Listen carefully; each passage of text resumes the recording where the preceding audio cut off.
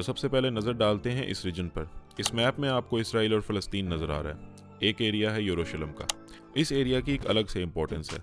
Muslims, Christians और Jews, इन तीनों religions के लिए ये जगह बहुत इंपॉर्टेंट है और इनके साथ उनकी मजहबी हमआहंगी भी वाबस्ता है। अगर इस खित्ते पे चंद हज़ार साल पहले नज़र दौड़ाएं तो हमें पता चलेगा कि यहाँ पे सबसे पहले ज्यूज़ आबाद थे।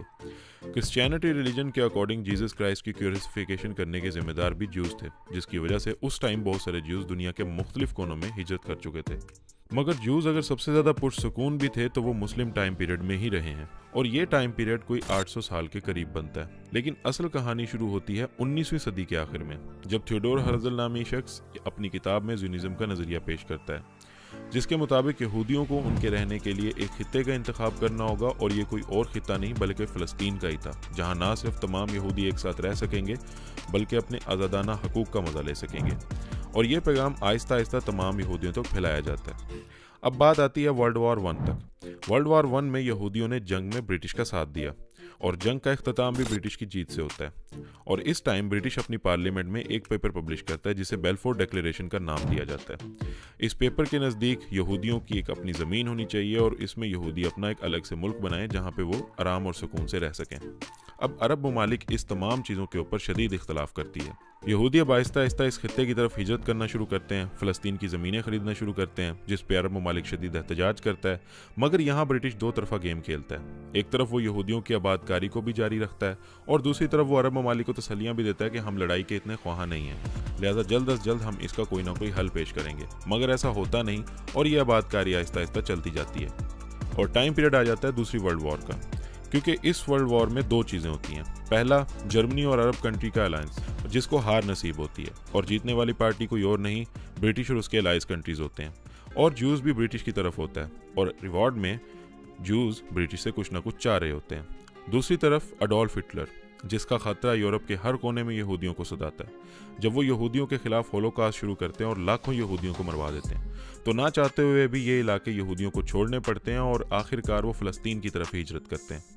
वर्ल्ड वॉर 2 के बाद यूनाइटेड नेशन बनती है, जिसका मकसद किसी भी कंट्री में आइंदा जंग ना करवाने का होता है और वो एक कलीदी किरदार अदा करेगा, क्योंकि ब्रिटिश और उसके अलायंस कंट्रीज उस टाइम पे जंग जीत चुके होते हैं, तो उनका होल्ड यूएन में ज़्यादा होता है। 1948 में ब्रिटिश अपने बेल्फोर डिक्लेरेशन को सामने रखते हुए अपने तमाम इख्तियारात यूनाइटेड नेशन को देता है और उनको ये कहता है कि फ़लस्तीन और इसराइल और यहूदियों की आबादकारी से मुतल्लिक आप फैसला करेंगे। यूएन एक कमेटी बनाता है और ये कमेटी उस इलाकों में विजिट करती है और उसके बाद अपनी एक रिपोर्ट पब्लिश करती है जो कि बहुत इंटरेस्टिंग है।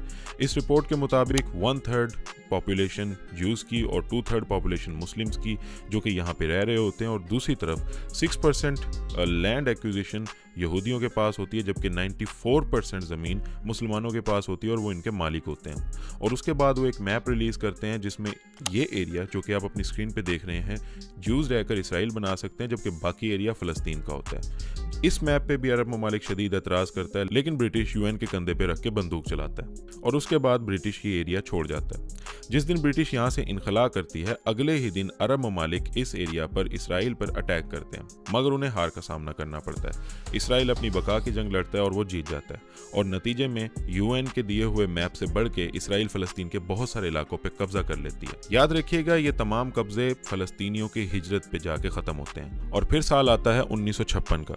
1956 में मिस्री सदर स्विस कैनाल को बंद कर देता है। अगर आप स्विस कैनाल के नक्शे को देखें तो आपको पता चलेगा कि ये कहाँ पे बनी हुई है, लेकिन इस पे इन्वेस्टमेंट फ्रांस ने की और बाद में इसके शेयर ब्रिटिश ने भी खरीद लिए थे। इस वजह से इन दो कंट्रीज़ की अथॉरिटीज़ के बावजूद ये कैनाल सिर्फ इसलिए बंद की जाती है कि ये हमारे मुल्क पे है और इसमें किसी और का हक नहीं है। इसकी वजह से इसराइल को बहुत नुकसान होता है, क्योंकि अगर आप इस मैप पे देखें तो इसराइल की जो तमाम ट्रेड है वो इस नहर के थ्रू होती है। इसराइल की तमाम के ट्रेड रूट्स इस कैनाल के इर्द गिर्द पाए जाते हैं, जिस पे इसराइल ना सिर्फ मिस्र के अगेंस्ट जंग भी करता है और वो जंग जीत भी जाता है और उसकी एंडिंग एक रिटन एग्रीमेंट पे होती है कि आइंदा से कभी भी स्विस कैनाल को ब्लॉक नहीं किया जाएगा। और फिर साल आता है 1964 का, जब PLO यानी कि पैलेस्टाइन लिबरेशन ऑर्गेनाइजेशन बनती है। PLO बनाई जाती है फ़लस्तीनियों के लिए, ताकि फ़लस्तीनियों को भी उनके हकूक़ दिलाए जा सकें। साल 1967 एक बार मिस्र के अमायदीन तेहरान के इस इलाके को फिर से ब्लॉक कर देते हैं और ये वही इलाका है जिसमें इसराइल की ट्रेड भी मुमकिन हो सकती है। जब तेहरान ब्लॉक हो जाता है तो इसराइल की तमाम ट्रेड रुक जाती है जिसकी वजह से इसराइल एक बार फिर से मिस्र पे अटैक करता है। अगर आप इस मैप को देखें तो इसराइल ना सिर्फ मिस्र बल्कि वेस्ट बैंक और गाज़ा के तमाम एरियाज़ पर भी कब्जा कर लेता है, जिसके ऊपर यूएन मुदाखलत करता है और आखिर में इसराइल मिस्र के एरियाज़ को तो छोड़ देता है लेकिन बाकी एरियाज़ पे वो कब्जा करता है। अब गुजरते हुए सालों में इसराइल आहिस्ता आहिस्ता फ़लस्तीन के इलाकों पर कब्जा जमाना शुरू कर देता है और आहिस्ता आहिस्ता फ़लस्तीनी लोग भी इन इलाकों को छोड़ने पर मजबूर हो जाते हैं और हिजरत कर रहे होते हैं, जैसे कि आप इन विजुअल्स में देख सकते हैं। दूसरी तरफ 1969 में यासिर अरफात को PLO का सदर बनाया जाता है। यासिर अरफात के टाइम PLO बहुत ज़्यादा मशहूर होती है, बहुत सारे इंसिडेंट्स होते हैं।